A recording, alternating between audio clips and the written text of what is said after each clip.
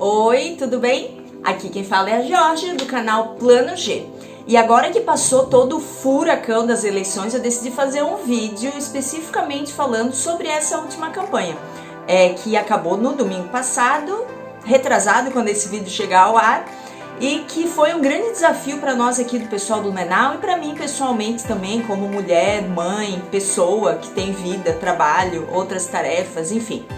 Então eu separei alguns tópicos que eu achei interessante conversar com vocês e também esclarecer algumas coisas.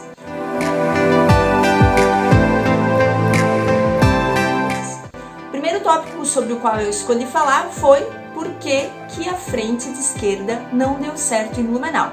Essa é uma pergunta que muitas pessoas fazem para nós o tempo inteiro e muitas vezes não é nem uma pergunta que fazem para nós, também é uma crítica que fazem para nós, porque aqui em Blumenau, caso você não seja daqui, as candidaturas de esquerda se dividiram em 4, né? O PDT saiu sozinho, o PCdoB, o PT e o PSOL. Então, muitas vezes nos acusam de não ter colado, de não termos nos juntado numa frente de esquerda, por que a tal da frente não deu certo. Bom, em primeiro lugar, nós do PSOL sempre tivemos essa visão de que a frente, qualquer que fosse a sua configuração, ela não seria meramente um ponto eleitoral, uma coisa para concorrer às eleições.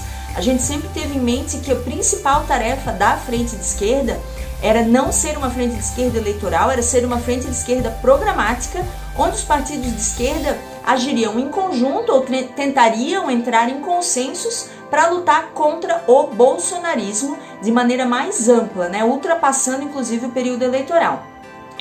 E durante as reuniões da frente de esquerda, caso fosse para que nós fizéssemos realmente uma frente eleitoral, uma coligação, para concorrer à prefeitura de Blumenau, a ideia seria de que houvesse um debate programático também, porque nós do PSOL, nós temos pautas que são inegociáveis e coisas que a gente realmente queria levar para o debate público, queria bater com mais força, queria fazer com mais convicção, para que as pessoas realmente entendessem o que afinal de contas diferencia a direita da esquerda.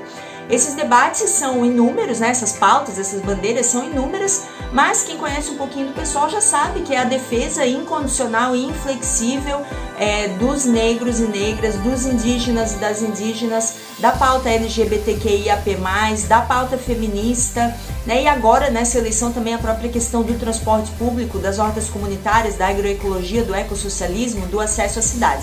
Essas coisas para nós era muito importante que fossem ditas em alto e bom som, com pontos claros no programa de governo e que fossem levantadas também, né? Não no sentido passivo, de se alguém perguntar eu vou falar que horta comunitária é legal. Não, realmente alavancar essas pautas para um lugar de destaque. Esse debate programático, infelizmente, ele não aconteceu por inúmeros fatores que também não cabe a mim detalhá-los, porque eu não era representante do PSOL presente nas reuniões da frente de esquerda, mas de certa forma, dentro do nosso entendimento, o debate entre os partidos girou mais em torno da aliança eleitoral por si só e não exatamente um debate programático.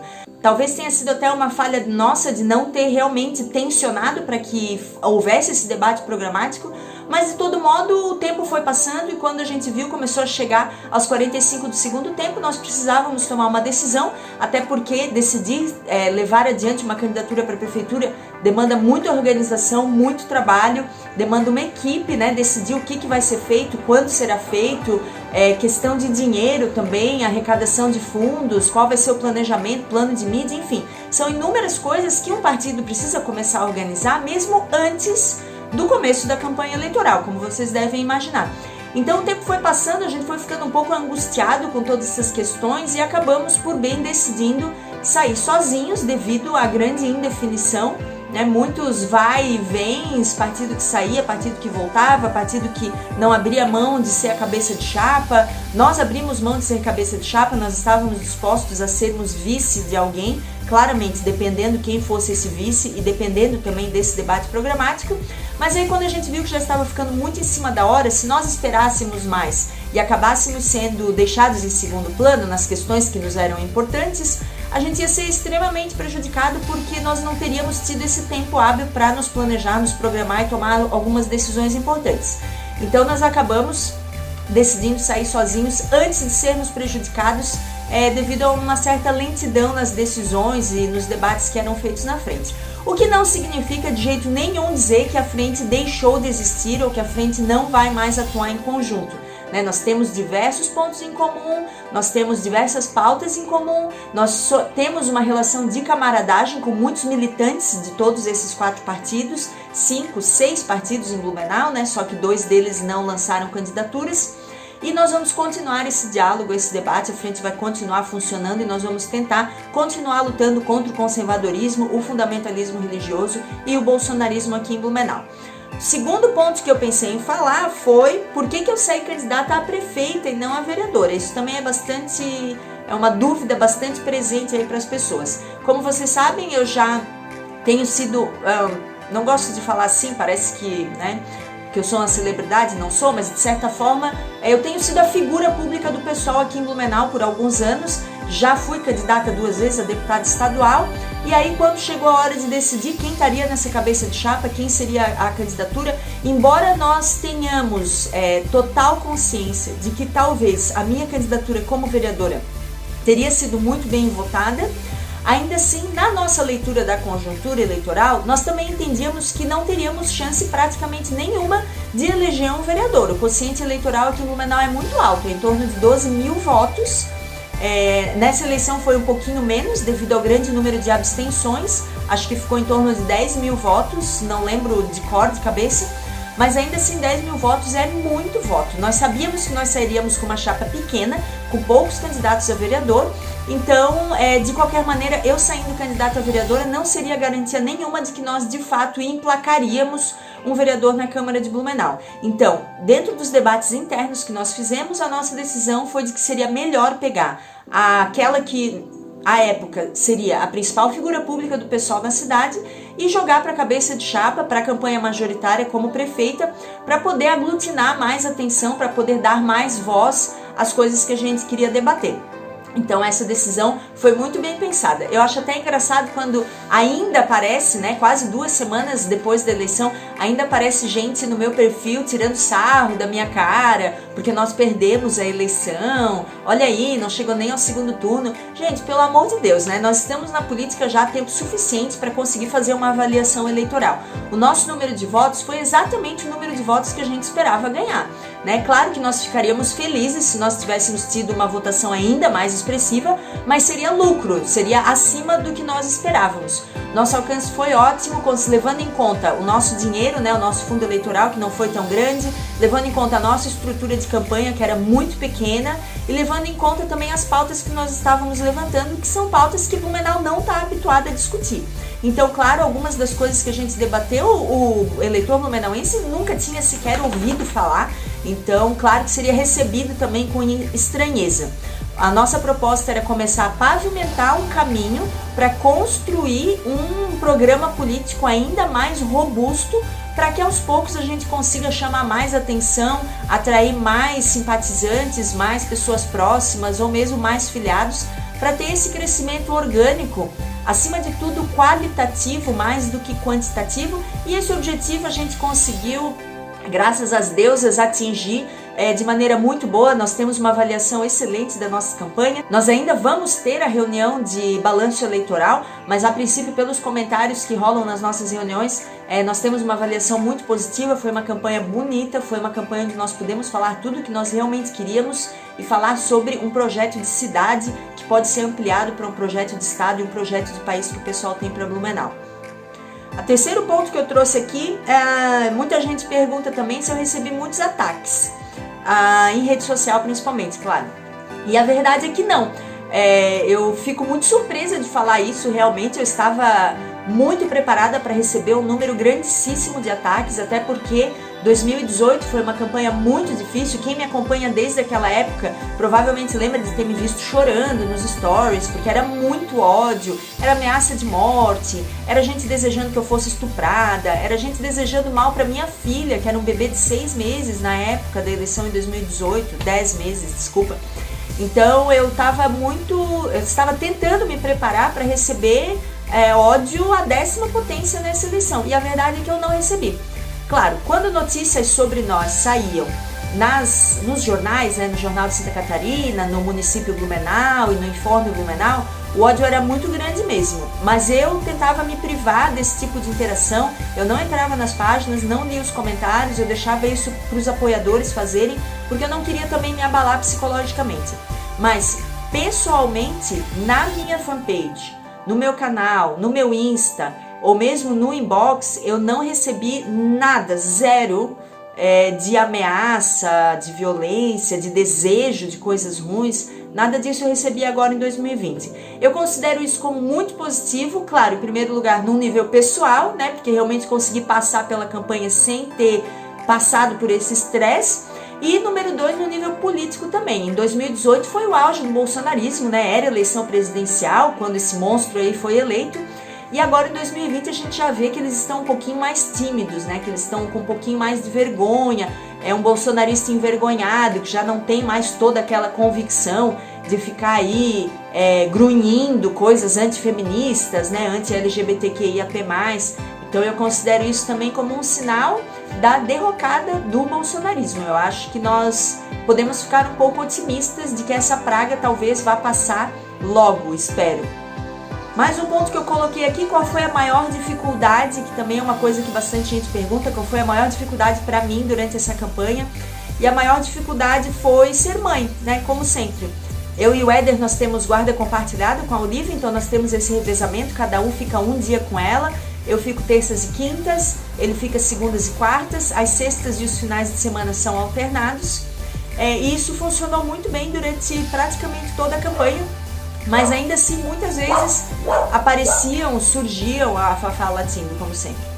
Apareciam ou surgiam compromissos, que era num dia que eu tinha que estar com a Olivia, então às vezes tinha que chamar a babá, tinha que gastar do meu dinheiro para pagar a babá, porque obviamente nós não podemos usar dinheiro de campanha para pagar cuidador de criança, ou tinha que levar ela comigo nos eventos, o que eu não tenho exatamente muito do que reclamar, porque a Olivia é uma santa, né? Ela já está acostumada com essa rotina, ela já me acompanha em eventos políticos desde que estava na barriga, desde que era um óvulozinho na minha barriga, então ela já está acostumada e ela se comporta muito bem, mas ainda assim eu nunca me sinto 100% confortável, né? De muitas vezes estar fazendo uma fala e a Olivia vir pedir alguma coisa, querer um colo, querer mamar, isso de certa forma atrapalha um pouco.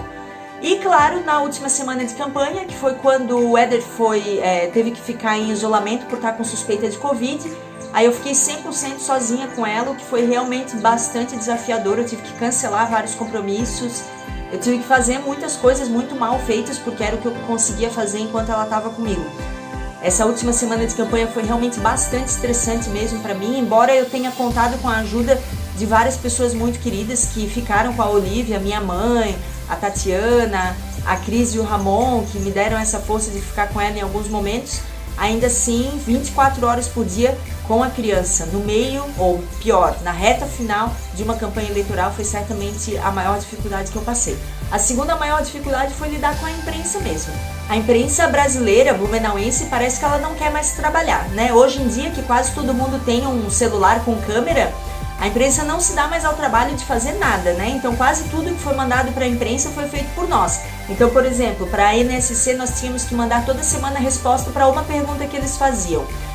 E não era um repórter que vinha aqui fazer essa pergunta, né? Nós tínhamos que gravar, ensaiar, fazer em 20 segundos, gravar, editar, colocar a marca d'água se fosse possível, mandar para a emissora até a data tal, horário tal. Então isso certamente, quando você está falando de uma campanha milionária, não faz a menor diferença. Quando você está falando de uma campanha pequena, em que o núcleo duro da campanha refere-se a 3 ou 4 pessoas e uma candidata, isso é realmente muito, muito difícil, quase inviável mesmo. Tanto que nessa última semana, que é quando eu estava com a Olivia, eu chutei o balde, não consegui fazer, não tinha a menor condição de ajeitar a câmera, fazer enquadramento, olhar a luz, que hoje que eu nem sei fazer, aliás, né?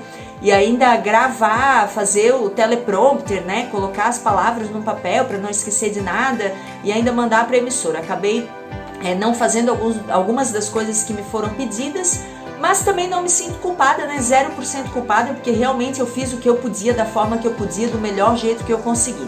E a última coisa que eu coloquei aqui, quais foram as principais pautas? Então, já que eu falo tanto dessas pautas, bandeiras, quais foram as principais pautas do pessoal nessa eleição?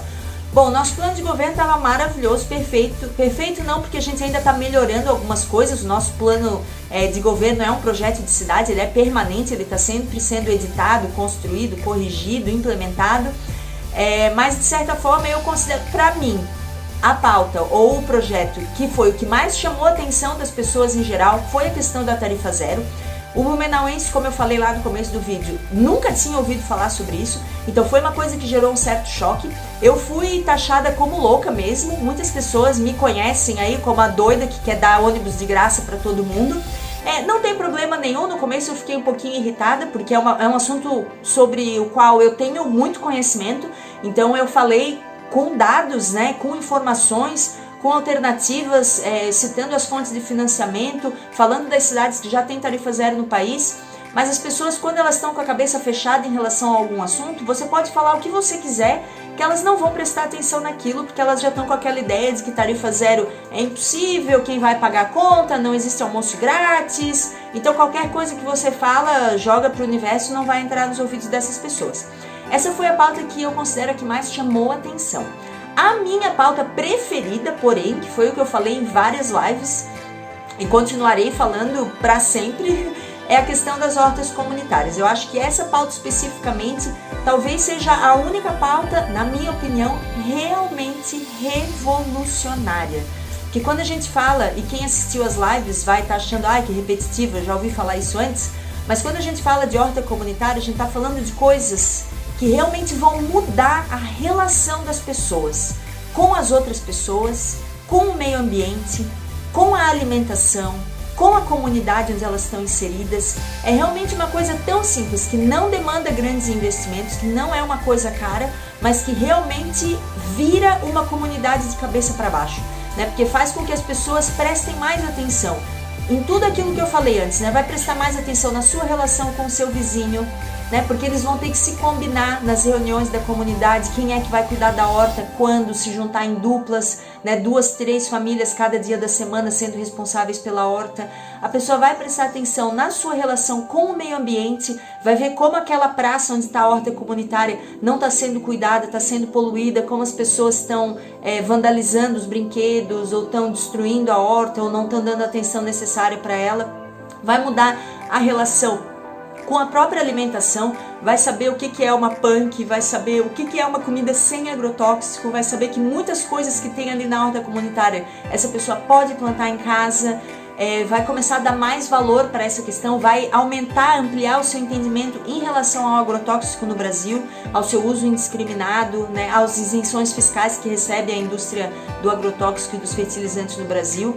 E claro, essa comida que é produzida pelas hortas comunitárias, além de alimentar as próprias famílias, também pode ser o excedente direcionado para as escolas e para os CIs que funcionam ali naquela comunidade. Então tem toda essa integração, né, da escola com a comunidade, mesmo quem não tem filho, né, ou quem não tem família tradicional brasileira, vai ter essa interação com a comunidade escolar, com o centro de saúde, o postinho, a estratégia de saúde da família, e vai gerar essa ideia muito mais coletiva mesmo, né? Tudo que a gente fala sobre coletivização, sobre a coisa pública, sobre a convivência em sociedade, isso tudo se materializaria num projeto decente de hortas comunitárias na cidade de Blumenau. Então essa definitivamente é a pauta do meu coração, pela qual nós vamos continuar lutando, debatendo e tentando divulgar o mais amplamente possível, para que num curto prazo a gente possa realmente ver isso se concretizando em algumas comunidades aqui em Blumenau. Bom, muito obrigada para quem assistiu até aqui, ficou um vídeo longo como sempre. Se você gostou do que você assistiu, dá um like, um joinha, compartilhe, se inscreva no canal, assine as notificações e em breve voltaremos. Um beijo e tchau!